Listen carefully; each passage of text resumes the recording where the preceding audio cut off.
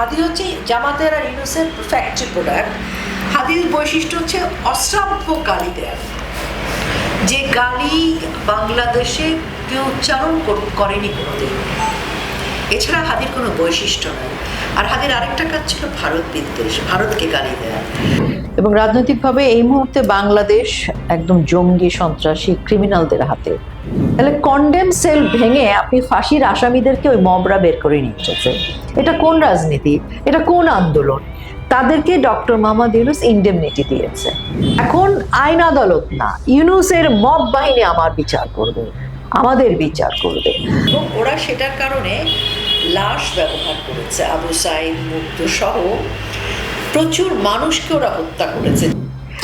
একযোগে পুরো বাংলাদেশ পুড়িয়ে দিতে, ভাঙচুর করতে এত গান পাউডার, এত সরঞ্জাম কোথায় পেল শিক্ষার্থীরা? একদম স্ট্যাটিস্টিক্স অনুযায়ী বাংলাদেশ একটা দুর্ভিক্ষের মধ্যে দাঁড়িয়ে আছে। বাংলাদেশ অর্থনৈতিকভাবে আমরা 50 বছর পিছিয়ে গেছি। বাংলাদেশের বর্তমান পরিস্থিতি সেটা আলাদা করে বলার কোনো কিছু নেই। সোশ্যাল মিডিয়া থেকে, সংবাদ মাধ্যম, সবকিছু থেকে দেখছি আমরা বাংলাদেশে যে উত্তাল পরিস্থিতি চলছে। এই বাংলাদেশের পরিস্থিতি নিয়ে কথা বলবো বাংলাদেশের জাতীয় চলচ্চিত্র পুরস্কার প্রাপ্ত শিল্পী রোকেয়া প্রাচী। আমাদের সঙ্গে আছেন তিনি, আর সঙ্গে আছেন ইন্ডিয়ান এক্সপ্রেস বাংলার অ্যাসিস্ট্যান্ট এডিটর জয়প্রকাশ দাস। ধন্যবাদ।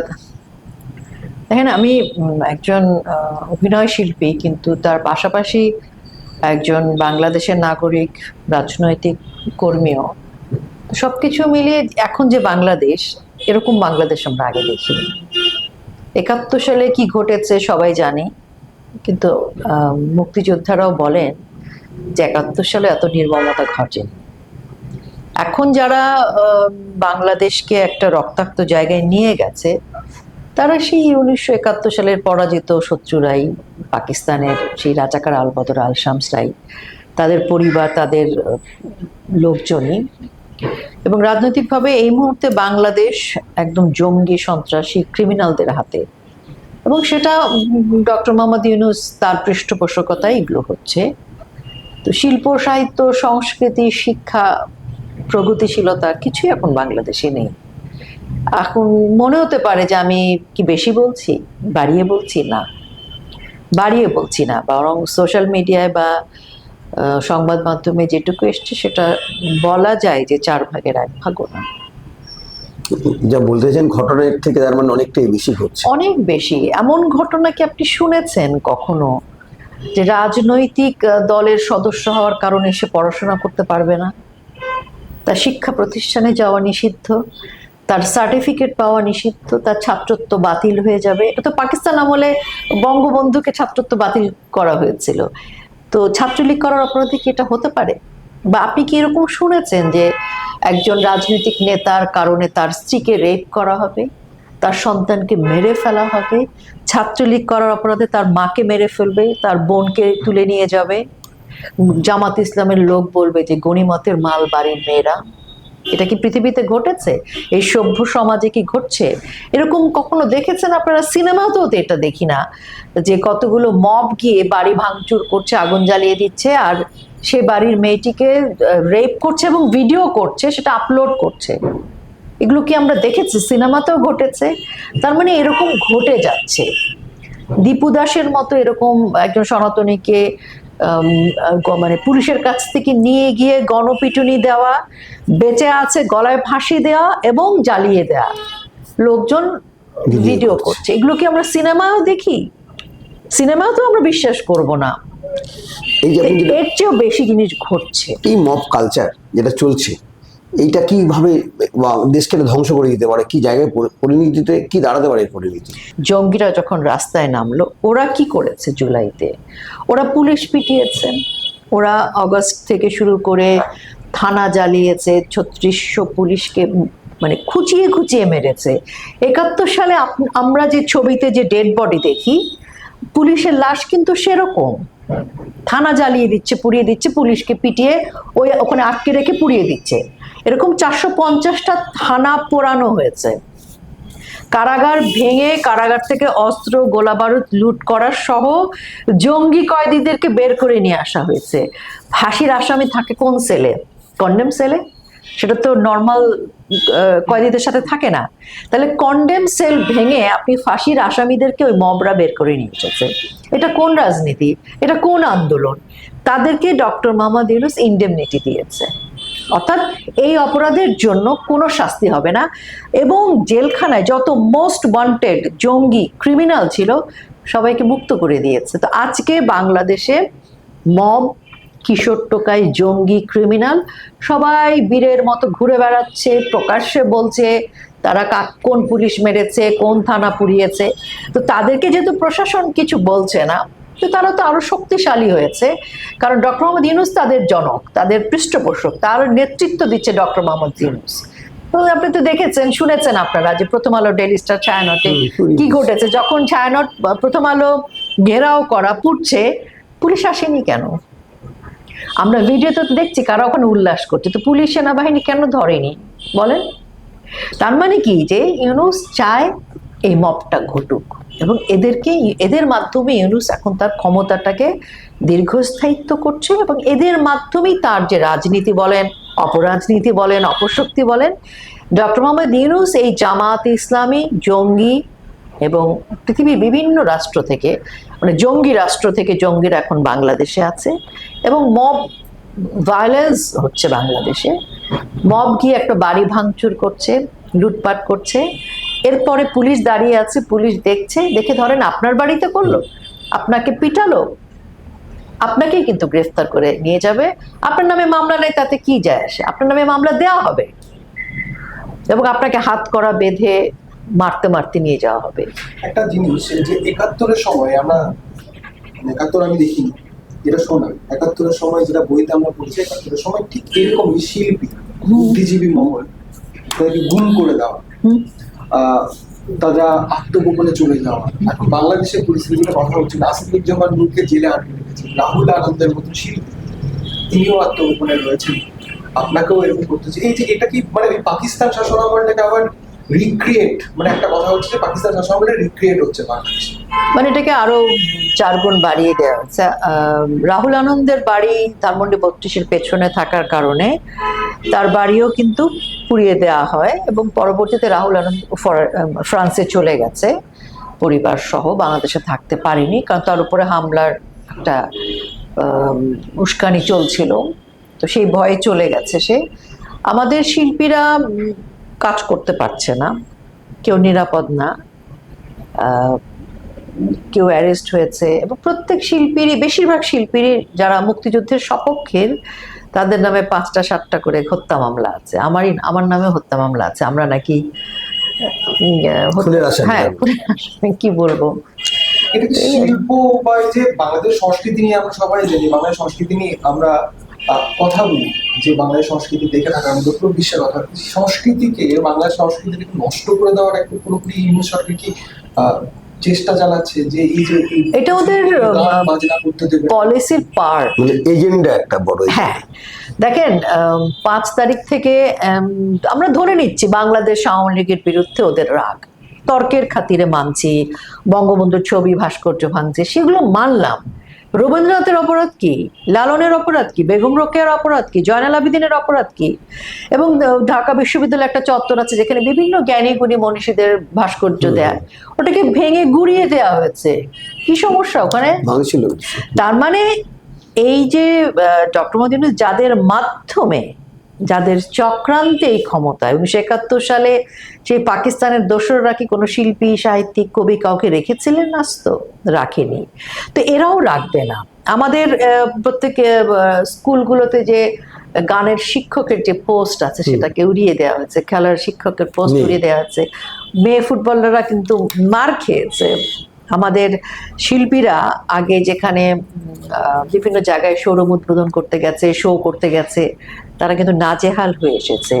জেমসের মতো হ্যাঁ, লোক হ্যাঁ। শো করতে পারেনি, সব সেখানে ভেঙে চুরমার করে দিয়েছে। 100 জনের মতো আহত হয়েছে, এই সংবাদ মারধর বোধহয় হয়েছে। পাননি, এবং একজন নিহত হয়েছে সেখানে। তো এগুলো কিন্তু বলছি আপনাকে, হয়তো উল্লেখ করছি একটি দুটি, কিন্তু এটা ঘটছে। গোটা দেশ কিন্তু জুড়ে পাকিস্তানের শিল্পীরা আসলে কোনো সমস্যা হচ্ছে না। পাকিস্তানের শিল্পীরা এসে হিন্দি গান গাইছে, সেটাতে কোনো সমস্যা নাই, কিন্তু ভারত বিদ্বেষটা চলবে। পাকিস্তানের শিল্পীরা আসবে, পাকিস্তানের সাথে আসা যাওয়ায় কোনো সমস্যা নেই, পাকিস্তানের প্রেসক্রিপশনে সবকিছু চলবে, তাতে কোনো সমস্যা নেই।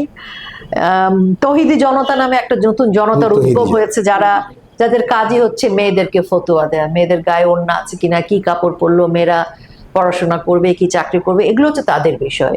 একটা নারী সংস্কার কমিটি হয়েছিল এই সরকারের সময়, অবৈধ সরকারের সময়।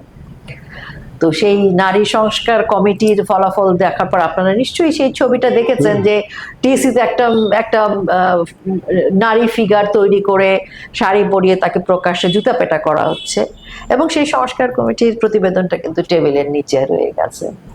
এই যে আপনার অভিনয় যেটা আপনি করতে পারছিলেন সহজ স্বাভাবিকভাবে একটা দেশে, আজ আপনি বাংলাদেশে অভিনয় করতে পারছেন না, বাংলাদেশে আপনার নতুন কোনো কাজ হচ্ছে না, এই যে ব্যথা বেদনা, এটা কিভাবে ফিলিংস এটা দেখেন, আপনার? নতুন কাজ তো হচ্ছেই না, যে কাজগুলো আমার আছে সেখানেও মনে করেন সেটা যতটা পারা যায় সেটাকে মানে নীরবে মানে এটাকে আড়াল করে দেওয়ারও অপচেষ্টা আছে।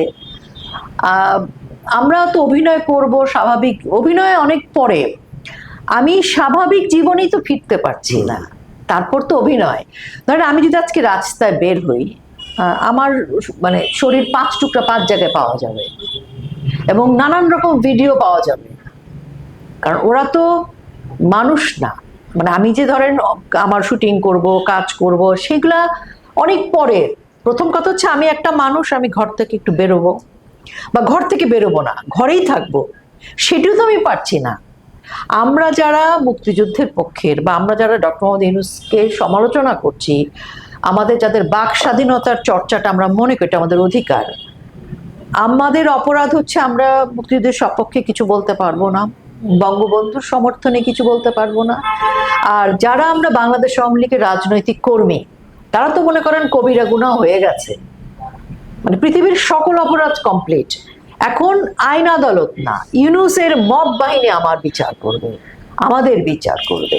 ধরেন আইনের বিচার ঠিক আছে, আমি অপরাধ করলাম কি করলাম না, রাজনীতি করলে জেল হতে পারে, হতেই পারে, গ্রেফতার হতে পারে, আমি মিছিল করতে গেলাম, গ্রেফতার করতে পারে, আমাকে জেলে দিতে পারে, এটা একটা রাজনৈতিক প্রক্রিয়া নেতাদের জন্য। কিন্তু আপনার বাড়িতে এসে, আমার বাড়িতে এসে ভাঙচুর করবে, মব এসে আমাকে অপদস্থ করবে, আমাকে মারবে, মেরে ফেলবে, নাজেহাল করবে, কাপড় ছিঁড়ে ফেলবে, ভিডিও করে আপলোড করবে, এটা কোথাকার রাজনীতি? তো এই যে ছোট ছোট অধিকারই তো আমাদের নেই। একটা স্বাভাবিকভাবে আমি আমার ঘরে আমার বিছানায় শান্তিপূর্ণভাবে ঘুমাবো, আমার কথাটা আমি বলবো, সে অধিকার আমার নেই। মানে আপনি আওয়ামী লীগ করলেন তো আপনি অপরাধী, আপনি আওয়ামী লীগ সমর্থক তো আপনি অপরাধী। আচ্ছা, আওয়ামী লীগও সমর্থন করেন না, কিন্তু আপনি বঙ্গবন্ধুকে সমর্থন করেন, তবুও আপনি অপরাধ। আচ্ছা, আপনি বঙ্গবন্ধুকেও সমর্থন করেন না, কিন্তু আপনি মুক্তিযুদ্ধের পক্ষে, তবুও আপনি অপরাধী। এই যে 5 আগস্ট যে ঘটনাটা ঘটলো, গোটা বিশ্ব দেখলো বাংলাদেশে কি ঘটলো, হাসিনাকে চলে আসতে হলো ভারতবর্ষে, সেক্ষেত্রে এই যে প্রেক্ষাপটটি কীভাবে তৈরি হয়েছিল, কেননা যে দাবি দাওয়া ছিল সেটা তো মেনে নেওয়া হয়েছিল, তার সত্ত্বেও আন্দোলন, তার সত্ত্বেও এত বড় একটা ঘটনা ঘটল, এই প্রেক্ষাপটটা কি ছিল? দেখেন, প্রথম যখন কোটা আন্দোলন হলো, তখনই কিন্তু এটা মানে রাষ্ট্রের পক্ষ থেকে মেনে নেওয়া হয়েছে। তারপর যখন দ্বিতীয় দফা তার আন্দোলন করা শুরু করলো, মানে তথাকথিত আন্দোলন, তখনও কিন্তু রাষ্ট্রের পক্ষ থেকে মেনে নেওয়া হলো। কিন্তু যেহেতু এটা আসলে কোটার উপর ভর করে এই ষড়যন্ত্রটা ছিল না, কোটা ছিল একটা উসিলা, একটা ম্যাচের কাঠি। ওরা আসলে ডিটারমাইন্ড ছিল যে ওরা এই প্রক্রিয়াটা দিয়ে জনগণকে চিট করে রাজপথে নামাবে, এবং ওরা সেটার কারণে লাশ ব্যবহার করেছে, আবু সাইদ, মুগ্ধ সহ প্রচুর মানুষকে ওরা হত্যা করেছে। যে যে হত্যার ধরনটা যদি আপনি অ্যাঙ্গেলগুলোকে বিশ্লেষণ করেন, একটা বারান্দায় একটা হাইটে যদি একটা শিশু দাঁড়িয়ে থাকে, তাহলে সেই গুলিটা আসবে কোত্থেকে? মানে সেটা বরাবর তো যদি মাথায় লাগে, তাহলে সেইভাবে টার্গেট করা একটা জায়গা থাকতে হবে। তো এরকম যখন আমরা পরবর্তীতে সেই ব্যাখ্যা বিশ্লেষণগুলো দেখেছি, সেটা দেখা যায় যে ওরা স্নাইপার শট ব্যবহার করেছে, এবং সেই স্নাইপার শটগুলো প্রত্যেকটা ভিডিওকে অ্যানালাইসিস করে কিন্তু এটা আমাদের যে উপদেষ্টা এই সময় সাখাওয়াত সাহেব, তিনিও কিন্তু বলেছিলেন, তিনি তো প্রথমে স্বরাষ্ট্রে ছিলেন, তিনিও কিন্তু বলেছেন যে 7.62 বুলেট। তো 7.62 বুলেট কোথা থেকে কেমন করে ব্যবহার হলো, স্নাইপার শটের অ্যাঙ্গেলগুলো কি, এগুলো তখন ওরা আসলে বিভিন্ন জায়গায় এগুলোকে ব্যবহার করেছে, গ্রাফিক্স ডিজাইন করেছে, ড্রোন ক্যামেরা ব্যবহার করেছে। আপনি বলেন তো, স্বতঃস্ফূর্ত যদি কোনো মুভমেন্ট হয়, সেখানে বিভিন্ন অ্যাঙ্গেলে ড্রোন ক্যামেরা, প্রত্যেকটা ভিডিও আপনি হাজার হাজার লাখ লাখ মানুষ বলছেন, সেখান থেকে এক মুগ্ধর ভিডিওটা আপনি কি করে পেলেন? ছোট থেকে ছোট জিনিস নিয়েও নীল নকশা তৈরি। মানে হ্যাঁ, তার মানে ওটা টার্গেটেড ছিল, তার মানে যে খুনগুলো হয়েছে, যে মৃত্যুগুলো হয়েছে, সবগুলো ডিজাইন করা প্ল্যান, এবং কারোর দিকে প্ল্যান, এটা গভর্নমেন্টের দিক থেকে না ছিল না। আচ্ছা। প্ল্যান করা। এবং দেখেন, যদি গভর্নমেন্টই হত্যা করে, তাহলে তো গভর্নমেন্ট বলতো না পোস্টমর্টেম হবে, এটা তদন্ত হবে জাতিসংঘ থেকে। ওরা কিন্তু পোস্টমর্টেম করেনি, আচ্ছা, পোস্টমর্টম করতে দেয়নি। এবং পরবর্তীতে যখন আমরা বারবার বলছি 5 আগস্ট যখন ওরা এই চক্রান্তটা ওদের দিক থেকে সফল হলো এই লাশগুলোকে ব্যবহার করে, তারপরও যখন আমরা বলছি যে তোমরা লাশগুলো তদন্ত হোক, পোস্টমর্টেম হোক, প্রত্যেকটা মৃত্যুর অ্যাড্রেস দাও, যে অমুকের ছেলে অমুক, এত বয়স, এই অবস্থা, সে মারা গেছে। এবং দেখা গেছে যে প্রায় 56 জন শহীদ, তথাকথিত শহীদ, কেউ পাউরুটি আটকে স্ট্রোক করে মারা গেছে, কেউ জ্বরে মারা গেছে, কেউ বিভিন্ন জায়গায় মারা গেছে, কিন্তু তারাও জুলাই শহীদের তালিকায়। হ্যাঁ, দুই একজন তো ফিরেও এসেছিল ওই ফিরে আসাই বলছি 56 জন। এবং কিছু হত্যা এরকম যে ওই বাড়ির লোকজনই জানে না যে তাদের ছেলে জুলাইতে মারা গেছে, তাদের ছেলে পাউরুটি খেতে গিয়ে মারা গেছে। ওরা জানেই না যে ওই ছেলেটাকে কেন্দ্র করে এত হত্যা মামলা হয়েছে। তো এবং হত্যা মামলায় আমরা যে আসামি, সেই বাড়ির ছেলেটাকে আমরা হত্যা করেছি, আমাদেরকেও জানে না, ওই ছেলে হত্যা হয়েছে সেটাও বাড়ির লোকজন জানে না। তো এগুলো সবই আসলে মেটিকুলাসলি ডিজাইন করা ডক্টর মোহাম্মদ ইউনূসের, যার ফলে 5ই আগস্ট যখন ঘটলো, কিছু মানুষ ওই যে আবু সাইদ এভাবে দাঁড়ানো, মুগ্ধ, এগুলোকে ওরা ড্রামাটাইজ করলো। আপনি বলেন একটা মৃত্যুর সাথে সাথে এত ডিজাইন কি করে বেরোয়? এগুলো তো বিভিন্ন অফিস, বিভিন্ন জায়গায় ডিপ স্টেটের টাকায় designing house, designer, director, script writer, content ক্রিয়েটাররা ওখানে বসে বসে এগুলোই করেছে। এবং সেগুলো দিয়ে ওরা ডিজিটাল প্রযুক্তি, বঙ্গবন্ধু কন্যার ইন্ট্রোডিউস করা কিন্তু পারফেক্টলি ব্যবহার করেছে ওরা। প্রায় এখনো অ্যাট দিস মোমেন্ট 5 তারিখের পরে প্রায় 17 কোটি টাকা বছরে খরচ করে বড বাহিনীর জন্য, প্রচারণার জন্য, যাদের কাজ ডিজিটালি আমাদেরকে আমাদের আইডি খেয়ে ফেলা, গালাগালি করা, মিথ্যা জিনিস প্রপাগান্ডা করা। তো এর মধ্য দিয়ে আমি ছোট করেই বলছি, 5ই আগস্ট তারা তাদের মতো করে সফল হলো। বঙ্গবন্ধু কন্যা চলে যাবার পর আপনি আমাকে বলেন, এরা যদি বিক্ষুব্ধ জনতা মানে কি? আম আদমি, রিক্সাওয়ালা, শ্রমিকেরাই তো। শিক্ষার্থী কারা? স্কুল কলেজে শিক্ষার্থী।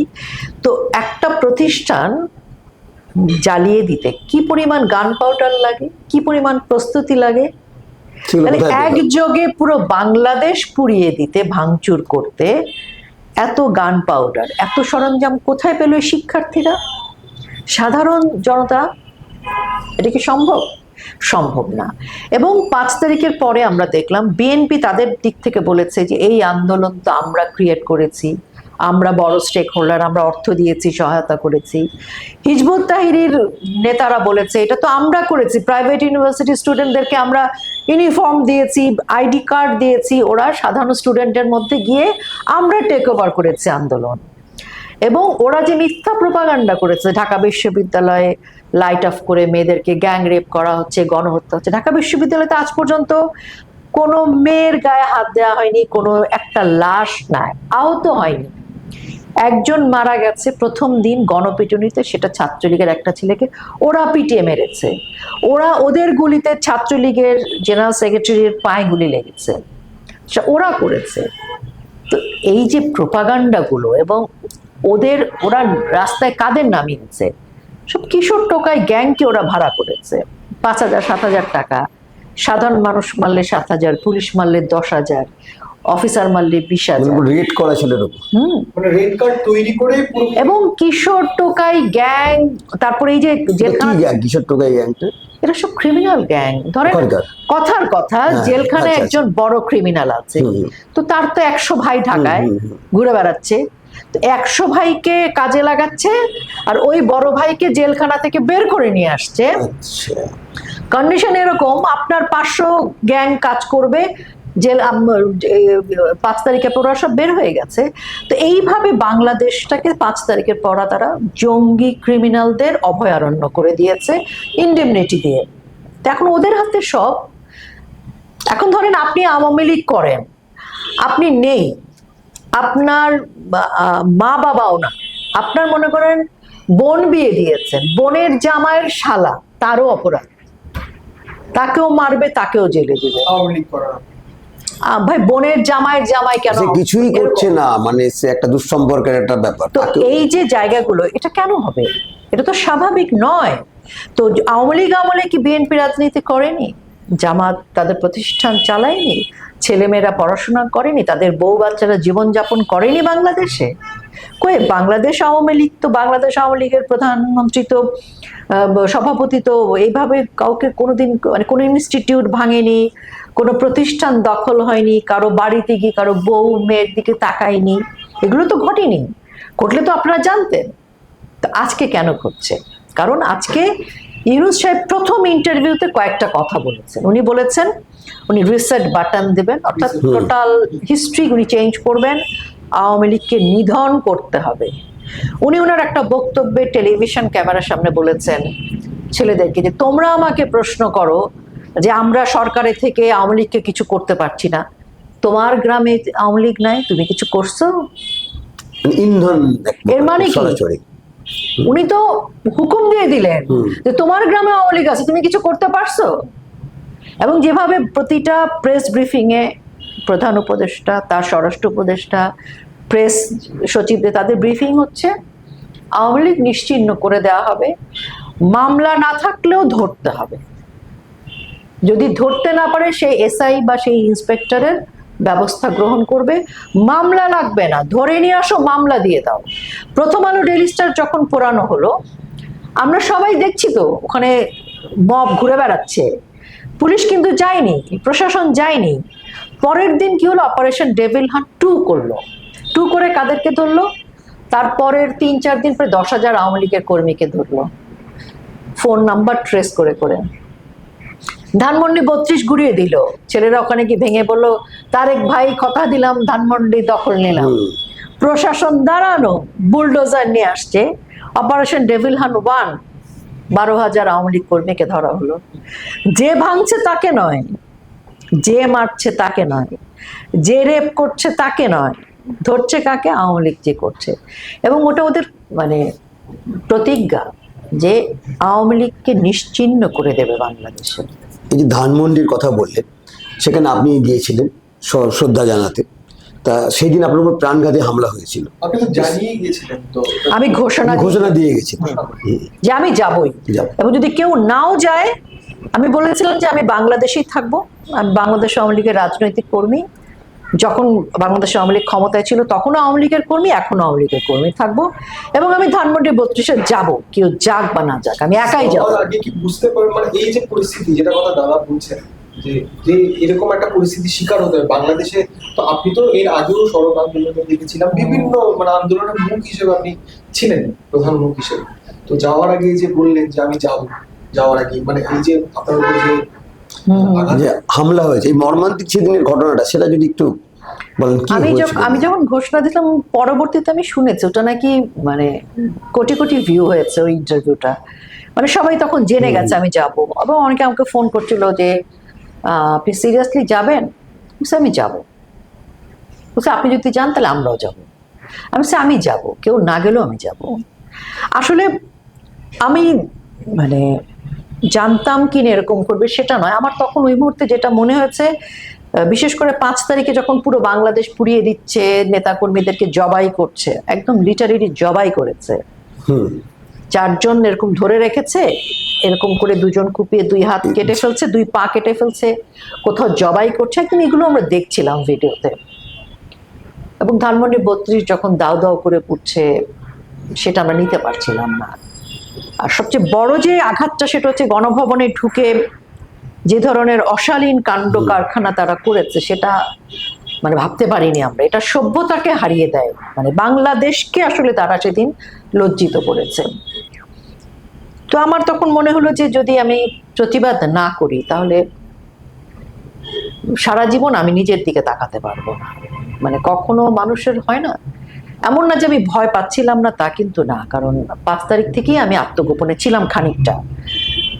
কারণ আমাকে তখন সবাই বলছিল, আমি 14 তারিখ থেকে আসলে বিভিন্ন মিডিয়ায় সমাবেশ করছিলাম, কথা বলছিলাম, তো কাজে আমি নিজেও মানে হামলার আশঙ্কা করছিলাম। কিন্তু তারপরও আমার সবাই আমাকে বলছিল যে আপনি দেশের বাইরে চলে যান। আমার তখন দেশের বাইরে যাওয়ার কথা, আমার ভিসাও ছিল। তো আমার মনে হচ্ছিল যে যাব, মানে খুব ভয় পাচ্ছিলাম।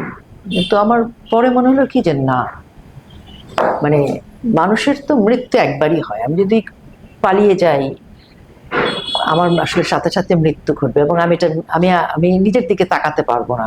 তো হয় না, জীবন আর মৃত্যুর মাঝখানেও একটা পথ থাকে, মানুষকে তখন ওই পথটাই মানুষের একমাত্র পথ। আমার মনে হচ্ছে যে আমি মানে জানি না আমি বাঁচবো মরবো, কিন্তু আমি যাবো, যদি না যাই আমার মৃত্যু হবে, আমি মানে আমার নিঃশ্বাস নিতে পারবো না। এবং আমি গেছি সকাল 10টায়, আমি ধানমন্ডি 32-এ গেছি 14 তারিখে, কারণ 15 তারিখে তারা পুরো রাস্তাঘাট ব্লক করবে এটা ঘোষণা দিয়েছে। তো আমার কেন জানি আমার মন বলছিল যে 15 তারিখে ঢোকাটা ডিফিকাল্ট হবে, আমাকে 14 তারিখে ধানমন্ডিতে ঢুকতে হবে। তো আমার প্ল্যান ছিল আমি 14 তারিখে আমরা সবসময় 14 তারিখে মোমবাতি জ্বালাতাম, তা আমি 14 তারিখে অবস্থান নিব, এটা আমি 15 তারিখ পর্যন্ত কন্টিনিউ করব। তো আমি যখন গেছি তখন লোকজন বিভিন্ন জন এসে ধানমন্ডি 32 পোড়া বাড়িটা দেখছিল, আমিও পোড়া বাড়িটা অনেকক্ষণ ঘুরে দেখেছি। তারপর যখন আমি বসে পড়লাম, যে অবস্থান নিলাম একা আমি, তো যারা দেখছিলেন তারা কেউ কেউ এসে বসছিল আমার পাশে এবং কানে কানে বলছিল যে আপনার সাথে আমরা সহমতি জানাচ্ছি, কিন্তু মানে বুঝতে পারছি না, বুঝতে পারছি, মানে আতঙ্কিত পুরো বাংলাদেশ তখন। এর মধ্যে টেলিভিশন, অনলাইন পত্রিকা, নিউজ পেপার সব জায়গায় নিউজ হয়ে গেল যে রোকেয়া প্রাচী অবস্থান নিয়েছে ধানমন্ডি 32-এ। তখন ওইখানে প্রচুর ছেলে পেলে ছিল ওদের, ওরা আমাকে এসে বলছে আপনি উঠে যান, আপনি উঠে যান, ধমকাচ্ছিল। কিন্তু প্রচুর লোকজন আমাকে, ওরা আসলে যখন থ্রেট করছে, আমি কেন যাব, এটা কি আমার বাড়ি না, আমি কেন বসতে পারি না, তুমি কিসের ভিত্তিতে আমাকে চলে যেতে বলছে, আমি যাব না। এর মধ্যে বিকেল হয়ে গেল, লোকজন আসতে শুরু করলো, প্রায় 150 মানুষ হলো। আমরা ক্যান্ডেল জ্বালালাম, বঙ্গবন্ধুর ছবি, একটা ভালো ছবি ওই বেদিতে প্রতিস্থাপন করলাম, ভাস্কর্য প্রতিস্থাপন করলাম, মোম জ্বালালাম, এর মধ্যে অনেক ক্যামেরাও চলে আসলো, মিডিয়ার লোকজন আসলো। তো ক্যান্ডেল জ্বালিয়ে আমরা 1 মিনিট নীরবতা পালন করলাম, শ্রদ্ধা জানালাম, স্লোগান চললো। যাই হোক, তারপর পুরো মানে অনুষ্ঠানটা, কর্মসূচিটা যখন শেষ হলো, হঠাৎ করে একদল মব ঢুকে গেল এবং যারা ছিলেন তাদেরকেও মোটামুটি পেটাতে বের করে দিয়েছে। ছবি আর ওই ভাস্কর্যটা ভেঙে গুঁড়িয়ে দিল ওরা। তো যখন ছবিটা মানে আমার চোখের সামনে যখন আমি দেখলাম যে ছবিটা পড়ে আছে, ভাস্কর্যটা ভেঙে গেছে, যেটা আমি একটু আগেই স্থাপন করেছি, তো আমার আসলে কিছুক্ষণ মাথা কাজ করেনি। আমি গিয়ে ভাস্কর্যটা তুলে আবার বসালাম এবং ছবিটা আমি তুলে আমি বলছি কি যে তোমরা এতজন মানুষ আছো, ছবিটা কি করে ভাঙলো ওরা। ওইটা একটু রাগ করেই চিৎকার করে বলেছি। তারপরে ছবিটা এক হাতে ধরে আমি যখন ঘুরেছি দেখি যে অনেক ছেলে, তো ওদের হাতে যে লাঠি বা ওরাই মব, আমি বুঝতেই পারছি, আমার মাথা কাজ করছিল না। তো একটা ছেলে আমাকে বলে কি তোর এত সাহস, তুই আবার ছবি তুলছিস, তুই চিৎকার করে ঝাড়ি দিচ্ছিস আমাদের। তারপরে তোমরা ছবি ভাঙবা কেন, মানে সেটা আমি অনেক চিৎকার করে, আমি জানি না আমি ওই মুহূর্তে আমার কি হয়েছিল, ছবিটা আমার হাতে ধরা, তখন একটা ছেলে একদম মানে ভীষণ মারমুখী হয়ে দৌড়ে আসলো, আমার মাথায় একটা বাড়ি দিচ্ছিল। আমি আমি জানি না আসলে, আমি ধরে ফেলেছিলাম, ধরে ছেলেটা যে খুব বয়স তা না, আমি যখন টান দিয়েছি লাঠিটা আমার হাতে চলে এসছে। ও তখন বলছি, তোর এত সাহস, তুই লাঠি কিনে নিছিস? তাই আমি বলছি, আমি লাঠি নেবো না, তুমি আমাকে মারতে আসছো কেন, তুমি ছবি ভাঙছো কেন? আমি যখন ওকে পাল্টা জবাব দিছি, এরপরে 1-2 সেকেন্ড পরে আমি দেখলাম কি চতুর্দিক থেকে আমার মার শুরু হয়ে গেল। এই হাতে প্রথমে বাড়িটা দিল, ছবিটা আমার হাত থেকেই পড়ে গেল, তারপরে এই হাতে বাড়ি দিল, মাথায় বাড়ি দেওয়ার চেষ্টা করছে। মানে এর মধ্যে একজন ক্যামেরার ছোট ভাই ছিল আমাদের, ও গিয়ে মানে ও ক্যামেরাটা ধরেছিল এরকম মানে ধরার জন্য, ওকে গিয়ে বাড়ি দিয়ে বললো, তুই ক্যামেরা নামা, তোকে তো মারবো, ক্যামেরা তো ভাঙবো, তোর অফিসে গিয়ে হামলা হবে। তো ও তারপরে ও পা ধরছে, বলছে ভাই উনি আমাদের শিল্পী, ওনাকে মারবেন না। মানে ও মানে আমার জন্য অনেক, মানে আমাকে যেন না মারে অনেক বোঝানোর চেষ্টা করছিল। তো যাই হোক, এর মধ্যে তো কোনো কাজই নেই, ওকে বের করে দিয়েছে। ওই গিয়ে আসলে সব নিউজ এজেন্সিগুলোকে, মিডিয়াকে খবর দিয়েছিল। এর মধ্যে 2টো মাত্র ছেলে, ওরা খুব চেষ্টা করেছে আমাকে বাঁচানোর জন্য, ওরাও মার খেয়েছে। যেই আসছে তাকেই আসলে মেরে সরিয়ে দিয়েছে, ওরা এত সংখ্যায় ছিল। তারপরে তার মানে পেছনে একটুখানি অন্ধকারের মতো আছে, ওই জায়গায় টানতে টানতে যখন আমাকে নিয়ে গেলো, তখন আমার একটু ভয় হচ্ছিল। ওই ছেলেটা শুধু আমাকে বারবার এরকম ঘাড়ের মধ্যে ধাক্কা দিয়ে মাটিতে ফেলে দেওয়ার চেষ্টা করছিল, যাতে ফেললে সুবিধা হয় মারতে, আর দৌড়াতে পারবে না। হ্যাঁ, তো আমার আসলে মানে আমি জানি না, আমার মানে ব্রেন কাজ করছিল, মানে আমাকে যখন ধাক্কা দিচ্ছে কয়েকবার, যখন আমি পড়ি নাই, মানে একবার হাফ পড়ে যাওয়ার পর আমার ফোনগুলো পড়ে গেছে। তো ওই একটা ছেলে আমাকে হেল্প করেছে, ও আমাকে বলছে যে আপা পড়বেন না, মাটিতে পড়বেন না, মাথা ঢাকায়। মানে এর মধ্যে 2টা ছেলেও ওদের সাথে ধাক্কাধাক্কি করছে, মানে প্রচুর ধাক্কাধাক্কি চলছে, আর ওদের মারপিটও চলছে। তো ওই মধ্যে ওই ছেলেটা একটু মানে বেশ শক্তিশালী ছিল, ও প্রচুর মার খেয়েছে, আমার চেয়ে বেশিও মার খেয়েছে। তো ওই জঙ্গলের ওখানটা রাস্তা ভাঙা ছিল, ওখান দিয়ে মানে ধাক্কাধাক্কি করে এক পর্যায়ে ও আমাকে টান দিয়ে যখন বের করে নিল, আরও 2-3টা লোক এসে হেল্প করেছিল। তো তখনই সিগন্যালটা পড়েছে রাস্তায়, তো রাস্তার সাথে তো আমরা দেখলাম যে মাইক্রো ভর্তি করে সব জঙ্গি বের ঢুকছে লাঠিটাঠি নিয়ে। তো ওই সিগন্যালের মধ্যে আমরা গাড়িটারি বিয়ে হয়ে একটা সিএনজি ছিল, তো উঠে ভিতরে চলে গেলাম। প্রায় 1.5-2 ঘন্টা পুরো ধানমন্ডি এলাকায় অলিগলিতে আমরা ঘুরছিলাম, মানে কোনো যাওয়ার রাস্তা ছিল না, কারণ প্রত্যেকটা মোড়ে মোড়ে পুলিশের গাড়ি এবং মব দেখাই যাচ্ছে, অস্ত্র নিয়ে দাঁড়ানো, লাঠি নিয়ে দাঁড়ানো, মানে ওপেনলি। যে মবের কথা বলছেন যে বারবার, এই মব মানে আমরা ফেসবুকে দেখতে পাচ্ছি বিভিন্ন জায়গাতে মব, এই মব কারা? মানে বেশিরভাগ ক্ষেত্রে যেটা দেখা যাচ্ছে খুবই বাচ্চা, যেটা বলছিলেন যে বাচ্চা ছেলে, এরা সব জঙ্গিরা, সব জঙ্গি, যাদেরকে জেল থেকে ছাড়িয়ে এসেছি তাদের সেরকম আছে, জঙ্গি আছে, যারা জেলে ছিল তারা এখন এই মুহূর্তে পুরোপুরি বাইরে, সব বাইরে, এবং প্রচুর আর্মস তাদের হাতে, বিদেশ থেকে আর্মস এসছে। আর এই যে 5 তারিখ থেকে, এই 5 তারিখের আগে থেকে যে মবের কথা আমরা দেখে আসছি, তাদের মব, জঙ্গিরাই মব, সন্ত্রাসীরাই মব, প্রচুর টাকা ইনভেস্ট করেছে তারা। ওদের কাজই হচ্ছে নৃশংসভাবে বৃহত্তর একটা ষড়যন্ত্রের অংশ। এর মধ্যে আমাদের শিল্পী, সাহিত্যিক, সাংবাদিক অনেকেই সম্পৃক্ত, ওরা যুক্ত অনেকে আছে, অনেকেই যুক্ত। যারা হেলমেট পরে আওয়ামী লীগের মধ্যে ছিল পলিটিক্যালি, তারা যেমন শিবিরের লোক ছিল আওয়ামী লীগের মধ্যে, আমাদের শিল্পীদের মধ্যে শিবিরের লোকজন ছিল, আমাদের শিল্পীদের মধ্যে ইউনুসের মেটিকুলাস ডিজাইনের অংশ লোকজন ছিল। এখন সেগুলো পরিষ্কার হচ্ছে। সারা ফারুকি কি ছিল? সারা ফারুকি তারা তো আওয়ামী লীগের মানে পায়ের কাছেই পড়েছিল এত বছর। আমাদের যে বেশি ছবি তো ফারুকির ওয়াইফের, আমাদের সভানেত্রী এবং আমাদের মন্ত্রীদের সাথে, এমপিদের সাথে আমাদেরও তো ছবি নাই।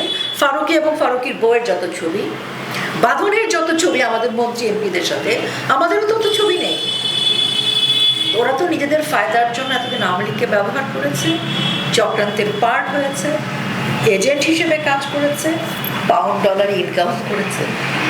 আপনি একজন জাতীয় পুরস্কার প্রাপ্ত শিল্পী, আপনি অভিনয় করেছেন বহু সিনেমাতে, ছাপ ফেলেছেন। আপনাকে যখন মারছিল এরা কি জানে না যে একজন অভিনেত্রীকে মারছে? ওই যে বললাম না, সাংবাদিকটা পা ধরেছে, বলছে উনি জাতীয় চলচ্চিত্র পাওয়া শিল্পী, আন্তর্জাতিক পুরস্কার পাওয়া শিল্পী, ও মানে আমার সম্পর্কে বলছে, আর ওরা তো জানে আমি কে। জেনে শুনে মানে। এবং দেখেন এই যে সব আগস্টে তো 15-16 মানে পুরো আগস্ট মাস তো মিডিয়া একদমই অফ। তা আমার হামলার পরে আমি 17 তারিখে একটা 17, 18, 19 3 দিন 3টা ইন্টারন্যাশনাল মিডিয়ার সাথে আমি কথা বলেছিলাম। সেই অপরাধে আমাকে কিন্তু 22-23 তারিখে রাষ্ট্রদ্রোহী মামলা দেওয়া হলো, যেটা এখন চিন্ময় কৃষ্ণ প্রভু দ্বারা বুঝছেন। এবং সেই মামলাটা দেওয়া হলো আমি নাকি আন্তর্জাতিক মিডিয়া বাংলাদেশ সম্পর্কে মিথ্যা তথ্য দিয়েছি, হিন্দুদেরকে মারা হচ্ছে এটা ভুল তথ্য, আমি মিথ্যা তথ্য দিয়েছি। কিন্তু মামলাটা টেকেনি, কারণ আমি তো মিথ্যা তথ্য দেইনি, ততক্ষণে আন্তর্জাতিক মিডিয়ার হাতে চলে গেছে তো এই তথ্যগুলো। তো পরে যে মামলাটা করেছে তাকে বোধহয় তার লয়ার বুঝিয়েছে যে আপনি যে মামলাটা করেছেন এটা টিকবে না, কারণ আন্তর্জাতিক মিডিয়ায় রোকেয়া প্রাচী মিথ্যা কথা বলেনি, কারণ রোকেয়া প্রাচী বলেছে এখন সব মিডিয়ার হাতে ফুটে যাচ্ছে। আর তারপরে যেহেতু আন্তর্জাতিক মিডিয়া আমাকে তো, আমি তো আন্তর্জাতিক শিল্পী হিসেবে আমার একটা পরিচিতি আছে, তো এই মিথ্যা মামলা টিকবে না, তো ওই মামলাটা তখন খারিজ হয়ে যায়। কিন্তু পরবর্তীতে আমাকে আরো 5টা মামলা দেওয়া হচ্ছে। সব কি খুনের মামলা? হ্যাঁ অবশ্যই। খুনের মামলা কথা বলতে রানা দাশগুপ্তের কথা আপনি বলছিলেন যে বারবার, যে রানা দাশগুপ্তের নামেও খুনের মামলা, তিনি অসুস্থ। হ্যাঁ তাতে কি, যদি সে একটা সত্যি কথা বলে ফেলে এই ভয়ে মামলা দিয়ে রেখেছে। উনি যদি কোনো কারণে একটি যৌক্তিক কথা বলেন তাহলে তো কি হবে, এই জন্য ওনাকে বলে রেখেছে। মানে মামলা গণহারে মামলা। আচ্ছা, আপনি বলছেন আপনাদের পরিবার, আপনার বাবা বা চাচা যারা রয়েছে, তারা কিভাবে দেশের মুক্তিযুদ্ধের সঙ্গে যুক্ত ছিল, বা আপনি কিভাবে রাজনীতিতে এলেন? আমার বাবা মুক্তিযোদ্ধা ছিলেন, আমার 2 চাচা মুক্তিযোদ্ধা। বাবা বেঁচে নেই, 2 চাচা বেঁচে আছেন। আমাদের মানে গ্রামের বাড়িতে এখনো যে বাড়িতে ঢোকার যে গেট, সেখানে লেখাই আছে যে মুক্তিযোদ্ধার বাড়ি। এবং আমাদের এলাকার মানুষজন আমরা মুক্তিযোদ্ধার বাড়ি হিসেবে আমরা গর্ব করি। এটা মিরপুরে না, এটা আমার গ্রামের বাড়িতে বলছি। আচ্ছা। আর আমার মানে আমি যেখানে বেড়ে উঠেছি সেটা মিরপুরে। আচ্ছা। আমার বাবা ওই মিরপুরের শ্রমিক লীগের প্রেসিডেন্ট ছিলেন। এটা বঙ্গবন্ধুর সময়ের কথা বলছি, যখন বঙ্গবন্ধু বেঁচে ছিলেন সেই সময়। তো আমার বাবাকেও আঘাত করা হয় 81 সালের দিকে। ওই সময় তখনকার যে রাজনৈতিক পরিস্থিতি ছিল, যেহেতু আমার বাবা বঙ্গবন্ধুর হত্যার পরও উনি নীরব হননি, উনি ওনার রাজনীতি কর্মকাণ্ড চালিয়ে গেছেন। সেই সময়ও কিন্তু আমাদের বাড়ি ভাঙচুর হয়েছিল, তখনও ভাঙচুর ছিল। তখন খুর দিয়ে মানুষকে মেরে ফেলে রেখে যেত, হকি স্টিক দিয়ে পেটাতো। কাজেই এই যে 1971 সালের পরাজিত যে শত্রুরা, ওরা কিন্তু সবসময় নৃশংস। মাঝখানে হয়তো তারা ঘাপটি মেরেছিল, কিন্তু ব্যাপারটা এরকম না যে 16 ডিসেম্বর আমরা বিজয় উল্লাস করেছি দেখে তারা ভদ্র হয়ে গেছে। তারা কিন্তু 16 ডিসেম্বর প্রতিজ্ঞা করেছে তারা প্রতিশোধ নেবে। সেই হিসেবে 1975 সাল এবং পরবর্তীতে তাদেরই লোকজন কিন্তু এই যে রাজাকার যা যুদ্ধাপরাধীদেরকে বাংলাদেশে নাগরিকত্ব কারা দিয়েছে, তো চক্রান্তটা তখন থেকেই চলছে। এবং তারাই 75 করেছে, তারাই পরবর্তীতে যত জঙ্গি হামলা বাংলাদেশে, এগুলো সব তারাই করেছে। এবং বঙ্গবন্ধু কন্যা কিন্তু 0 টলারেন্স নীতিতে জঙ্গি মাইনাস করে ফেলেছিলেন বাংলাদেশে কিন্তু জঙ্গি একদম নাই হয়ে গিয়েছিল। তো সেই যুদ্ধাপরাধীর ফাঁসি দিয়েছেন, আপোষহীন ছিলেন, বাংলাদেশের সার্বভৌমত্বের প্রশ্নে আপোষহীন ছিলেন। তো কাজে শেখ হাসিনাকে সরানোটা ওদের বেশি জরুরি ছিল, আওয়ামী লীগকে নিশ্চিহ্ন করা জরুরি। কারণ আওয়ামী লীগ থাকলে মুক্তিযুদ্ধের চেতনার পক্ষে দাঁড়াবে আওয়ামী লীগ। বঙ্গবন্ধু কন্যা যদি থাকেন, উনি কখনোই সার্বভৌমত্বের প্রশ্নে আপোষ করবেন না, রাজাকার আলবদর যুদ্ধাপরাধীদের কখনোই প্রশ্রয় দেবেন না। তো সবকিছু মিলিয়ে ষড়যন্ত্রটা আসলে কোটা নয়, ষড়যন্ত্রটা ছিল সেই 1971 সালের 16 ডিসেম্বর। তারা পরাজিত হয়েছিল, সেটা তারা মানতে পারেনি। আর কেন ভারত বিদ্বেষ? ভারত তখন আমাদের সহযোগী ছিলেন, ভারত আমাদের মিত্র ছিল, এবং তারা বলতো যে ভারতের কাছে বাংলাদেশ বিক্রি করে দিয়েছে প্রধানমন্ত্রী। তো তাহলে এই 18 মাসে তুমি ভারতের সাথে সব চুক্তি বাতিল করে দিতে, এখনো তো সমস্ত যুক্তি সেই কথাটা বারবার আসছে যে ভারত বিদ্বেষ বা ভারত এটা ব্যবহার করছে পাকিস্তানের প্রেসক্রিপশন। এটা ভারত যদি খারাপ হয়, বঙ্গবন্ধু কন্যা যদি ভারতের কাছে বাংলাদেশ সব চুক্তি দিয়ে বিক্রি করে দেয়, তো তুমি এটা চুক্তি ক্যান্সেল করো 18 মাসে। প্রচুর চুক্তিগুলো এখনো তো কার্যকরী রয়েছে, চলছে। কার্যকরী রয়েছে এবং আরো চুক্তি করতে আগ্রহী। আম পাঠায়, ইলিশ মাছ পাঠায়, দেখা করতে চায়, সমঝোতা করতে চায়। কেন? ঝামেলা পড়ে 2 বছর রিলিজ মাছ এসছে তো কত। তো আমি তো বলছি সেটা, কিন্তু ওই যে সেভেন সিস্টার বা ইত্যাদি যে উস্কানি দেয়া, এটা অ্যাকচুয়ালি পাকিস্তানের প্রেসক্রিপশন। পাকিস্তান যখন বলে তখন ভারত বিদ্বেষ শুরু হয়। ভারত যদি রেগে মেগে একটুখানি এখান থেকে একটা বল ছুড়ে মারে, তাহলে পাকিস্তানের জন্য সুবিধা হয়। তো এই যে উস্কানিটা, এটা টোটালি হচ্ছে পাকিস্তানের প্রেসক্রিপশন। ওই প্রেসক্রিপশনে ডক্টর মোহাম্মদ ইউনূস তার ওই যে মব বাহিনীকে দিয়ে একটা ফায়ার টেস্ট করায়, আর কিছু না। এই আবু সাইদের কথা বলছিলেন যেটা, এই আবার বাংলাদেশে মানে ঘটনাটা ঘটার পরে 1 বছর পার হয়ে যাওয়া মানুষজন, এখানকার মানুষজন ভাবতে শুরু করেছে, পশ্চিমবঙ্গের মানুষজন ভাবতে শুরু করে বাংলাদেশ হয়তো আস্তে আস্তে ঠান্ডা হচ্ছে। কিন্তু হাদি হত্যা মামলা বা সামনে হাদির পর থেকে আবার উত্তাল পরিস্থিতি দেখতে পাচ্ছি, যে হাদির পর থেকে সবাই মানে ছোট ছোট মানে ভিডিও, ছোট ছোট ক্লিপিংসে দেখা যাচ্ছে, ইভেন ছোট ছোট বাচ্চাদেরকেও দেখা যাচ্ছে আমি হাদি হব, হাদি হব। এই যে হাদি কে? হাদি আসলে 5 আগস্ট আগে হাদি কি বলে কেউ ছিল না। হাদি হচ্ছে জামাতেরই আবু সাইদ মুগ্ধ এরকম আরেকটা লাশ। মানে যে মেটিকুলাস ডিজাইন করা হয়েছে চক্রান্তের, সেখানে ওদের লাশ প্রয়োজন ছিল এবং তারা ডিজাইন করেছিল আবু সাইদকে দিয়ে, মুগ্ধকে দিয়ে। পরবর্তীতে হাদিকে তারা তৈরি করলো, প্রমোট করলো, বলে না যে ফ্যাক্টরি প্রোডাক্ট। হাদি হচ্ছে জামাতের আর ইউনূসের ফ্যাক্টরি প্রোডাক্ট। হাদির বৈশিষ্ট্য হচ্ছে অশ্রাব্য গালি দেয়া, যে গালি বাংলাদেশে কেউ উচ্চারণ করেনি কোনোদিন। এছাড়া হাদির কোনো বৈশিষ্ট্য নেই। আর হাদির আরেকটা কাজ ছিল ভারত বিদ্বেষ, ভারতকে গালি দেয়া। তো এইবার মানে নির্বাচনকে কেন্দ্র করে ওদের মেটিকুলাস পার্ট 2-তে যাওয়ার জন্য লাশ প্রয়োজন ছিল। সেটা হচ্ছে হাদিকে দিয়ে বিএনপিকে ঘায়েল করা, হাদিকে দিয়ে আওয়ামী লীগকে ঘায়েল করা, হাদিকে দিয়ে ইন্ডিয়াকে ঘায়েল করার চেষ্টা, হাদিকে দিয়ে জামাত এবং উগ্র মৌলবাদ গোষ্ঠীর রাজপথকে দখল করার আসলে হাদি হচ্ছে একটা উসিলা, বড় হাতিয়ার। হ্যাঁ, এবং হাদিকে কেন আইকন করছে?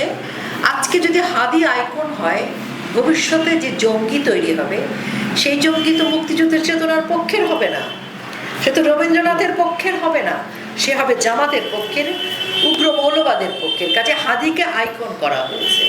আদারওয়াইজ পৃথিবীর কোন দেশ এরকম একটা ছেলেকে আইকন বানাবে? কাজী নজরুল ইসলামের কবরের পাশে কবর। তার মানে আমাদের জেনারেশনকে, আমাদের নেক্সট জেনারেশনকে ইতিহাসে হাদিকে কোথায় নিয়ে দাঁড় করানো হলো? সালাম রফিক জব্বার নয়, বীর বিক্রম বীরশ্রেষ্ঠ নয়, মুক্তিযোদ্ধা নয়, হাদিকে আইকন করা হচ্ছে। তো হাদিকে, আবু সাইদ কে ছিল? জামাতের শিবিরের ছেলে ছিল। আর হাদি তো সেই জামাতের লোক। তো এটা হচ্ছে চক্রান্ত, একসঙ্গে অনেক পাখি শিকার।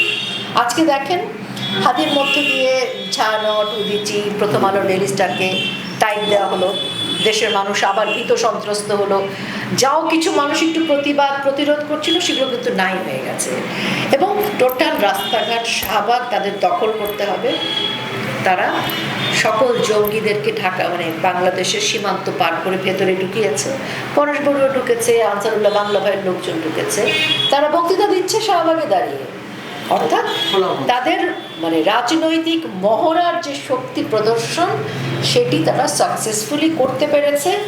মেটিকুলাস ডিজাইন পার্ট 2-তে তারা এখন বাংলাদেশের নিয়ন্ত্রণ হিসেবে আছে। এবং দেখেন ওই একই সময় বেগম জিয়া হাসপাতালে ছিলেন। বেগম জিয়া কিন্তু মাইনাসে চলে গেলেন, উনি কিন্তু নাই সিনে। ওনার জানাজা হলো, সেই জানাজায় তারেক রহমান ফিরলেন। তারেক রহমান এখন একটা খুব অন্য লেভেলের প্রোটোকল পাচ্ছেন। এই প্রোটোকল কদিন আগে কিন্তু এনসিপির হাসনাতরাও পেয়েছে। তো কাজেই মেটিকুলাস পার্ট 2-তে বাংলাদেশ ঢুকেছে। এই পার্ট 2-তে ইউনূস সাহেব নির্বাচন নিয়ে খেলছেন। কিন্তু আমি আপনাদেরকে বলবো, উনি নির্বাচনের সিনেমা আপনাকে প্রোমো দেখাচ্ছে, প্রমোট হচ্ছে যে নির্বাচন হবে, সেখানে নির্বাচনের তারেক প্রস্তুতি রহমান, চলছে। সেখানে বিএনপি অথবা জামাত যে কেউ একজন ক্ষমতায় যাবে, প্রধানমন্ত্রী হবে। কিন্তু সিনেমাটা কি? সিনেমাটা হচ্ছে গণভোট। নির্বাচনটা অবৈধ, ইউনূস সাহেব সরকার হিসেবে অবৈধ, নির্বাচনের প্রক্রিয়াটা অবৈধ, ওনার জুলাই সনদ অবৈধ, এবং উনি জুলাই সনদকে সংবিধানের উপরে যে বসাতে চাচ্ছেন সেটিও অবৈধ। কিন্তু তাহলে উনি কী চাচ্ছেন? উনি চাইছেন যদি নির্বাচনটা উনি করতে পারেন, যেটার জন্য মেটিকুলাস পার্ট 2-তে গিয়ে পুরো প্রশাসন থেকে শুরু করে একটা বাংলাদেশ জনপদ ওনার মুঠের মধ্যে।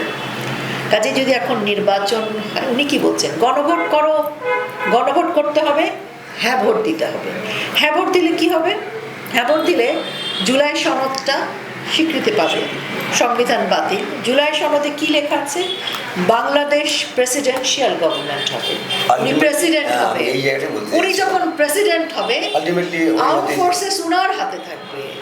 উনি সেনাবাহিনী, বিমান বাহিনী, নৌবাহিনী, এই ফোর্সকে উনি কন্ট্রোল করবেন। আর প্রধানমন্ত্রী রাম শ্যাম যদু মধু, কলা গাছ, আম গাছ, যেই হোক, কিছু যায় আসে না। তখন একটা সরকার হবে, জাতীয় সরকার করবে। ক্ষমতা তো উনার হাতে। এবং উনি এ যাবৎ যত রাষ্ট্রদ্রোহী কাজ করেছেন, যত অপরাধ করেছেন, উনি আজীবন ইমিউনিটি পাবে। উনি উনার দায়মুক্তি হয়ে যাবে, ওনার কোনো অপরাধ হবে না। উনি ক্ষমতাটা শতভাগ ব্যবহার করবেন। আর যদি নির্বাচন না হয়, ধরেন উনার চক্রান্ত অনুযায়ী সিনেমাটা হচ্ছে পার্ট 1 পার্ট 2 আছে এর হ্যাঁ, মধ্যে। পার্ট 2-তে তো উনি গণভোট দিয়ে উনি ক্ষমতায় যেতে চান, কিন্তু উনার প্ল্যান হলো না, নির্বাচন হলো না। তাহলে কি হবে? তাহলে জামাত, উগ্র মৌলবাদ তো উনার হাতে আছে। উনিই থাকবেন ক্ষমতায়। উনি ইন্টারিম গভর্নমেন্ট হিসেবে প্রলং করবে ওনার সময়। উনি উইন উইন সিচুয়েশনে আছে। আমরা সবাই ভাবছি গ্রামীণ চেক পড়া এই লোকটা 85 বছর বয়স, নিশ্চয়ই innocent. No, main master mind criminal হচ্ছে ডক্টর মোহাম্মদ ইউনূস সাহেব, যিনি এককভাবে নোবেল পাননি। উনি 4 ভাগের 1 ভাগ পেয়েছেন নোবেল।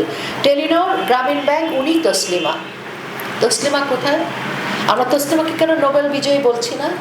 উনি কেন তসলিমাকে নোবেল বিজয়ী সম্মানটা দেয়নি? এবং ওনার মার্কেটিংটা এরকম যে তসলিমা হারিয়ে গেছে। উনি ম্যান পাওয়ারের ব্যবসা থেকে 26টা ব্যবসা নিয়েছে, মানি লন্ডারিং থেকে শুরু করে কোন অপরাধ উনি করেন। ওনার বিরুদ্ধে কেস হয়েছে হাসিনা সরকার। এবং এই 5 আগস্টের আগে পরের সকল গণহত্যা, সকল কিছুর অপরাধী তো উনি, হুকুমদাতা তো উনি। যদি বঙ্গবন্ধু কন্যা প্রধানমন্ত্রী হিসেবে থাকা অবস্থায় কোথাও হত্যা হলে বঙ্গবন্ধু কন্যা গণহত্যাকারী হয়, তাহলে এ যাবৎকালের গণহত্যা, ধ্বংস, রেপ, এগুলার হত্যাকারীকে। তো এখন ইউনূসের মেটিকুলাস চক্রান্ত, উনি ভাবছেন যে এখন কেউ বুঝতে পারেনি। হ্যাঁ, জুলাইতে অনেকে বুঝতে পারেনি, এটা ঠিক। আমরা যখন বলেছে হচ্ছে আওয়ামী লীগ তো বলবেই, কিন্তু তখন আওয়ামী লীগের ফর্মুলা মনে করে অনেকে এটাকে গ্রহণ করেনি। কিন্তু এটা তো সত্যি, এখন তো সবাই জানে কি ঘটছে। এটা যে আমি বলছি, রোকেয়া প্রাচী বলছে, ব্যাপারটা তা না। এটা কিন্তু এখন 2 আর 2 4, এটা সায়েন্স। এই সায়েন্সটা সবাই বুঝতে পারছে। মানে ভোট হোক বা না হোক, ক্ষমতায় থাকবে ইউনূস, এটাই একদম। তার মানে ক্ষমতায় আসছে ইউনূস, বিএনপি বা জামাত নয়। বরং বিএনপির জন্য দুঃসংবাদ হচ্ছে বিএনপি ইউনূসের যে গর্তটা আছে সেই ট্র্যাপে পা দিয়ে ফেলেছে। মানে এখন যেটা চলছে পুরোপুরি আয়ের, যেটা এই যে নির্বাচনের নামে যেটা চলছে। হ্যাঁ, আর বিএনপি কিন্তু চাইলেই পারত জুলাই সনদের বিপক্ষে দাঁড়াতে, তাতে বিএনপির জনসমর্থন অনেক বেশি বাড়ত। কিন্তু বিএনপি কি করেছে 5 আগস্ট পরবর্তীতে? চাঁদাবাজি, দখলবাজি, খুন খারাপি, মব, এসব বিএনপি করেছে। ফলে বিএনপির জনপ্রিয়তা শূন্যের কোটায় গেছে। এখনও যদি বিএনপি ঘুরে দাঁড়াতে পারতো, কিন্তু বিএনপি টোটালি গিয়ে ইউনূসের ছকে গড়া যে গর্তটা সেখানেই পড়ে গেছে। আওয়ামী লীগ নেত্রী দেশে নেই, বা আওয়ামী লীগের কোনো কার্যকলাপ সেভাবে নেই সেখানে কর্মসূচি। সেই জায়গায় দাঁড়িয়ে ওখানকার যারা আওয়ামী লীগের স্থানীয় নেতা নেত্রী, কর্মী, সমর্থক, তাদের অবস্থাটা কি, বা তারা কোন স্ট্যান্ড পয়েন্ট নিতে যাচ্ছে? তারা মিছিল করছে, তারা নেত্রীর নির্দেশনা অনুযায়ী প্রস্তুত হয়ে বসে আছে। কিন্তু আওয়ামী লীগ তো যে 10 লাখ মানুষ দিয়ে পিটিয়ে ভাঙচুর করে ক্ষমতা দখল করবে না, যার ফলে আওয়ামী লীগের নেতাকর্মীরা চুপচাপ প্রস্তুত হয়ে আছে। 71-এ যেমন কোত্থেকে এত লোক যুদ্ধে গেছে কেউ কি বলেছে যে দেখেছে? কোথাও কি মাইকিং হয়েছে, মোবাইল হয়েছে? গেছে তো সবাই বঙ্গবন্ধুর ডাকে। তখন তো এত ডিজিটাল প্রযুক্তি ছিল না। তো এবার তো ডিজিটাল প্রযুক্তির যুগ, সবাই যার যার জায়গায় প্রস্তুত। নেত্রী বলেছেন যে আমরা ইনক্লুসিভ নির্বাচন হলে নির্বাচনে অংশগ্রহণ করতে চাই, কিন্তু ইনক্লুসিভ নির্বাচন না হলে তো আমরা নির্বাচনে যেতে পারছি না, কারণ আমাদের নিষিদ্ধ করে দিয়েছে। এখন আমরা নির্বাচনে যেতে চাই, এটা আমাদের বক্তব্য। নেত্রী বলেছেন, নেত্রী আমাদের বলেছেন প্রস্তুত থাকো, আমরা প্রস্তুত আছি। সময় হলে আওয়ামী লীগ জনগণকে সাথে নিয়ে তাদের যা করার করবে।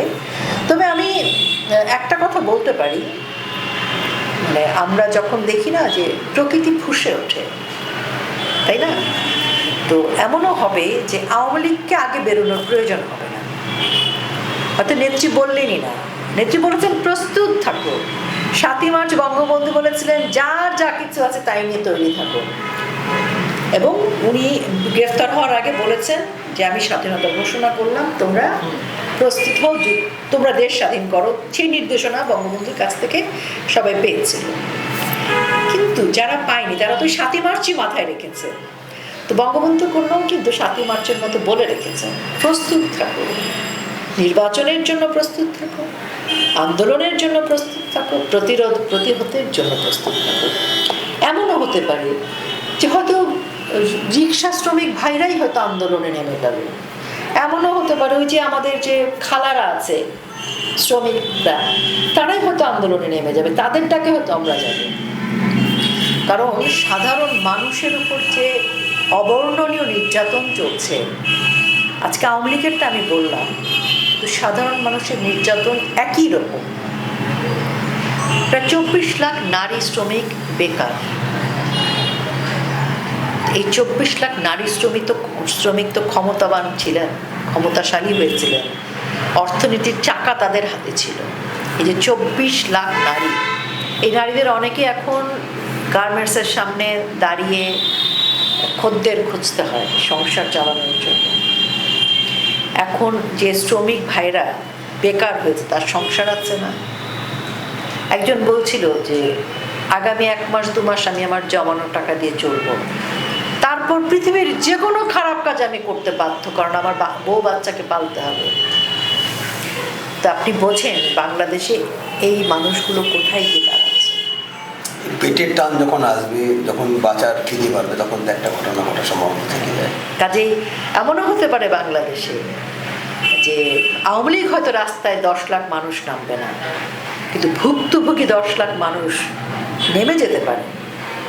এই ভুক্তভোগী মানুষরা কিন্তু সবসময় সমাজের সেই মানুষ, ইতিহাসের সেই মানুষ যাদের ডাকে ইতিহাস পরিবর্তন হয়, রাজনীতি পরিবর্তন হয়, গণ অভ্যুত্থান যাকে বলে, গণজাগরণ যাকে বলে, এটা হতে পারে বাংলাদেশে। একটা কথা বলি, এই যে বাংলাদেশে জঙ্গি তকমা লাগছে, বাংলাদেশে প্রায় তকমা না, জঙ্গি দেশে পরিণত হয়েছে। জঙ্গি দেশ একদম। এই দেশ আপনাদের যখন আওয়ামী লীগ ছিল নেতৃত্বে দেশে, শেখ হাসিনা ছিলেন প্রধানমন্ত্রী, দেশের উন্নয়ন পদ্মা সেতু হয়েছে, একটা ডেভেলপমেন্ট চলছিল। আজকে বাংলাদেশ কতটা পিছিয়ে গেল, এটা মূল একটা বড় প্রশ্ন। বিশ্বের কাছে বাংলাদেশের মুখ কী হলো, এবং কতটা বাংলাদেশ এগোচ্ছে বা কতটা পিছিয়ে যাবে, এই জায়গাটা শেষ। দেখেন, আমাদের শিক্ষা শূন্যের কোটায় গেছে। আমাদের স্টুডেন্টদেরকে এখন বাংলাদেশের বাইরের মানুষ ভয় পায় জঙ্গিভাবে, যে শিক্ষার্থীরা একটা বাড়ি পুড়িয়ে দেয়। কাজে এই দেশের শিক্ষার্থীরা বিদেশে গেলে ওরা আরও খারাপ কাজ করবে। তার মানে শিক্ষার্থী শব্দটা বাংলাদেশের একটা জেনারেশন কিন্তু নিশ্চিহ্ন হয়ে গেল। আমাদের মানে আমদানি রপ্তানি, ব্যাংক, শেয়ার বাজার, ইন্ডাস্ট্রি সব কিছু শূন্যের কোটায় চলে গেছে। যদি আপনি হিসাব নিকেশ করতে যান, এটা মানে আমি আওয়ামী লীগ করি বা আমি রাজনীতি করি, আমি ইউনুসকে পছন্দ করি না এই জন্য না, বা কিছু যোগ বিয়োগতা আছে, আমি আপনি চাইলে বাড়িয়ে কমাতে পারবো না। একদম স্ট্যাটিস্টিক্স অনুযায়ী বাংলাদেশ একটা দুর্ভিক্ষের মধ্যে দাঁড়িয়ে আছে। বাংলাদেশ অর্থনৈতিকভাবে আমরা 50 বছর পিছিয়ে গেছি। আর জঙ্গির কথা মানে এটা এখন বলার অপেক্ষায় রাখে না। লজ্জা বলেন, অপমান বলেন, বলতে কষ্ট হলো, এটা সত্যি। এটা এখন একটা পলিটিক্যাল ইসলামিক কান্ট্রি হিসেবে বলেন, এটাকে জঙ্গি রাষ্ট্র বলেন, উগ্র মৌলবাদের আখড়া বলেন, তাই ঘটেছে। এখন সেই জায়গায় চলছে। তৌহিদি জনতার গলায় যদি ফুলের মালা থাকে, একজন যুদ্ধাপরাধীর গলায় যদি ফুলের মালা থাকে, একটা জঙ্গির গলায় যদি ফুলের মালা থাকে, মঞ্চে বসে থাকে, তো সেই দেশ কি রিপ্রেজেন্ট করছে? এটা তো শাহবাগে সেদিন মোটিভেশনাল স্পিকার কারা ছিল আপনি তো গুগলে সার্চ করলেই দেখতে পাবেন। আমি রোকেয়া প্রাচী বলার দরকার নেই তো, মানে একটা দেশের শাহবাগের দাঁড়িয়ে একজন আনসারুল্লাহ বাংলা ভাই টিমের একজন মোটিভেশনাল স্পিকার, আরো কি কি আছে কারা কারা সবই আপনারা জানেন। তো এরপরে তো আমি যদি বলি যে না না আমরা এখনো ঠিক আছি, তা আপনি তো আমাকেই বলবেন আপনি ভাই বেঈমান। তো আমরা খুব মানে পিছিয়ে শুধু না, আমরা যে ভাবমূর্তি ক্ষুণ্ণ হয়ে গেল, এটা বিল্ড আপ করতে আরো 50 বছর লাগবে। আর ওরা আসলে ভাবমূর্তি ক্ষুণ্ণ করতে এসছে। মানে ইউনূস সাহেব বাংলাদেশটা ধ্বংস করে পাকিস্তানের তো আর এখন আমাদেরকে নিয়ে নিতে পারবে না, তো পাকিস্তান আমাদেরকে ধ্বংস করবে। আগের প্ল্যানিং তো সেটাই যেমন হচ্ছিল। আমাদের দেশটাকে ধ্বংস করাটাই হচ্ছে তাদের প্ল্যান। যে তারা যারা আছে তারা লুটে পুটে নিচ্ছে, প্রত্যেকের যে দুর্নীতি, এই 18 মাসে কত টাকা তারা, সবাই নাকি দুবাইতে এখন এই বাড়ি ঘর ব্যবসা নিয়ে চলে গেছে বলছে। তারা বলেছে আওয়ামী লীগের নেতারা দুর্নীতি করেছে। ভালো কথা, বিচার করো, কোনো সমস্যা নাই, করতেই পারে, তাদের গ্যারান্টি আমি নিব না। কিন্তু 18 মাসে তোমরা কত করেছো সেটার তো প্রমাণ আছে। তো সেগুলোই পৃথিবী যুদ্ধ জাহাজও কিনছে এখন বোধহয় বাংলাদেশ, শক্তিশালী ভাবে যুদ্ধ করবে বাংলাদেশ। পাকিস্তান থেকে পাকিস্তানের মানুষজন, পাকিস্তানের লোকজন নানান ছলে, নানান কৌশলে, নানান নামে, নানান পদবিতে বাংলাদেশে আসছে যাচ্ছে। ভাই ভাই ইজি অ্যাক্সেস হয়ে গেছে। ভাই ভাই আলোচনার শেষ পর্যায়ে চলে এসেছি, মানে কথায় আরো কথা বাড়তে থাকবে। যে বিষয়টা একদম শেষ জায়গায় দেখবেন সেটা হলো আপনি মুজিব নিয়ে কাজ করছিলেন, যে ছবিটা অসম্পূর্ণ রেখে আপনাকে আত্মগোপন করতে হয়েছে। এই মুজিব ছবিটার কাজ লেখাটা আটকে গেছে, মানে কিভাবে, মানে আপনি কি কাজ করে এটাকে এগোতে পারবেন না, বা আপনি যে ডকুমেন্টসের কথা বলছেন যে শুটিংটাও তো অনেকটা এগিয়ে গেছিল। ছবিটার নাম ছিল জয় বাংলা ধ্বনি, বঙ্গবন্ধু শেখ মুজিবুর রহমানের রাজনৈতিক জীবন নিয়ে। ছবিটার প্রায় 25% কাজ বাকি ছিল। এখন ফুটেজ বা ছবিটা কি অবস্থায় কি কিছুই আমার জানা নেই, সবকিছুই লস্ট বলা যায়। আমি লস্ট ফিল করি। যেখানে বাংলাদেশে বঙ্গবন্ধুর একটা নামও নিশানা নেই, সেখানে মানে এই আমরা যারা মানে বঙ্গবন্ধুর ছবি যারা অভিনয় করেছেন বা করছেন বা করেন, তারা প্রত্যেকেই হুমকির মুখে।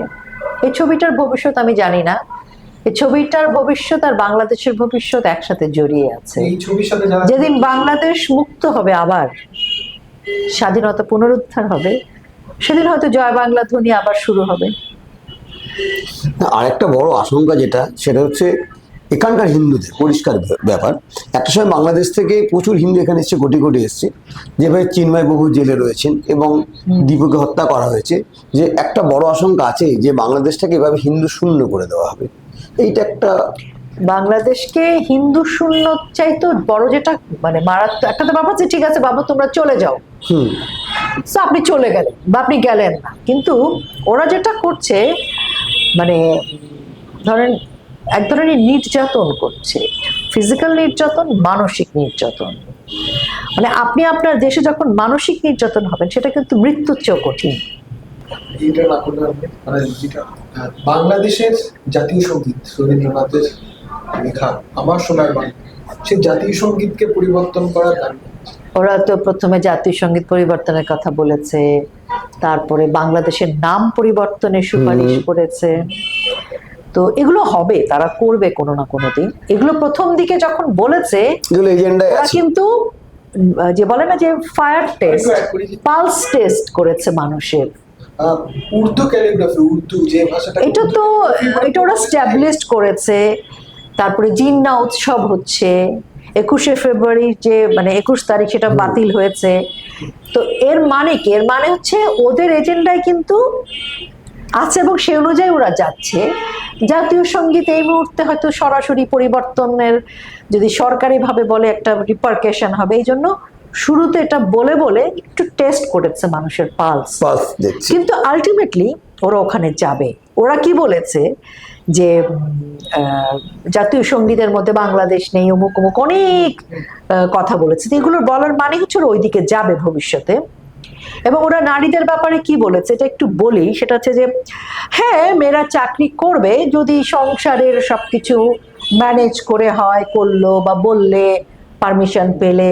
অর্থাৎ যেহেতু ভোট আছে তাই সরাসরি বলছে না মেয়েদেরকে ওরা চাকরি করতে দিবে না বা অনেক পড়াশোনা করতে দিবে না, কিন্তু আলটিমেটলি ওদের পথে টার্গেট যাবে। কিন্তু ওখানে। এতক্ষণ আমরা বাংলাদেশ নিয়ে আলোচনা করলাম, সেই দেশের জাতীয় পুরস্কারপ্রাপ্ত শিল্পী অভিনেত্রী রোকেয়া প্রাচীর সঙ্গে। তার অভিনীত ছবি দুখাই, মাটির ময়না, মনের মানুষ, যা তাকে খ্যাতির শিখরে পৌঁছে দিয়েছিল। শুধু জাতীয় নয়, আন্তর্জাতিক স্তরেও তিনি খ্যাতি পেয়েছেন।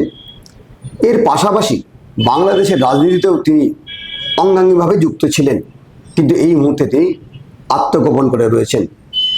তার আলোচনা অনুযায়ী এটা স্পষ্ট যে বাংলাদেশ এই মুহূর্তে শুধু জঙ্গিদের কার্যকলাপ নয়, একদম জঙ্গি স্থান হিসেবে পরিগণিত হয়েছে এবং বাংলাদেশ পিছিয়ে গেছে বহু বছর, বাংলাদেশের উন্নয়ন থমকে গেছে।